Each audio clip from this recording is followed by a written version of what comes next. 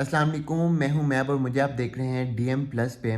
तो आजकल यूट्यूब पे, फेसबुक पे हर जगह एक चीज़ वायरल हो रही है। लोग राखी सावंत की पुरानी पोस्ट को शेयर्स कर रहे हैं और अभी जो उसने बुरखे में कुछ अपनी पिक्चर्स अपलोड की थी, कुछ वीडियोस अपलोड की थी, उनको भी शेयर करके मिला रहे हैं कि 900 चूहे खाकर बिल्ली हज को चली। लाइक अजीब अजीब सी बातें कर रहे हैं। तो मैं बताता चलूँ कि हुआ क्या है।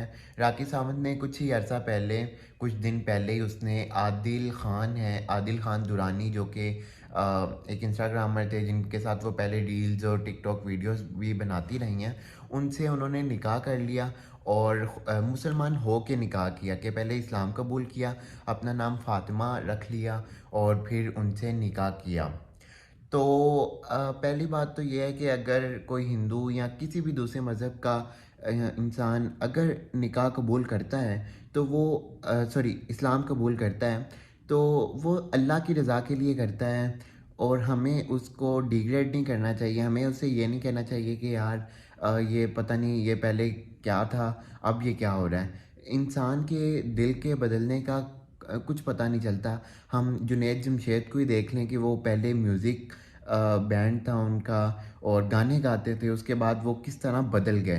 तो दिल बदल जाता है, तो जब दिल अल्लाह ताला बदलते हैं तो हमें इस चीज़ को नहीं करना चाहिए कि यार पहले एक बंदा गाने गाता था और लाइक अजीब सी पोस्ट करता था और हर वक्त ना लाइक एक अपनी बॉडी को एक्सपोज करता था, और अभी वो क्या कर रहा है। तो हमारा इससे कोई मतलब नहीं होना चाहिए हमें, बल्कि उनको अप्रिशिएट करना चाहिए। कोई अगर इस्लाम कबूल करता है तो उसे हमें अप्रिशिएट करना चाहिए कि दूसरे लोगों के लिए भी इस्लाम कबूल करना आसान हो। तो इस्लाम को आसान बनाएं, मुश्किल ना बनाएं। अगर उन्होंने इस्लाम कबूल किया है तो उनको अप्रिशिएट करें, उन पे तनकीद ना करें। उनकी वो पुरानी जो पोस्ट थी या वीडियोस थी उनको शेयर मत कीजिए।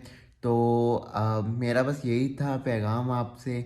आप भी इस चीज़ का ख्याल रखें और दूसरों को भी ख्याल रखने का कहें। ओके, अल्लाह हाफिज़, फ़ी अमानिल्लाह।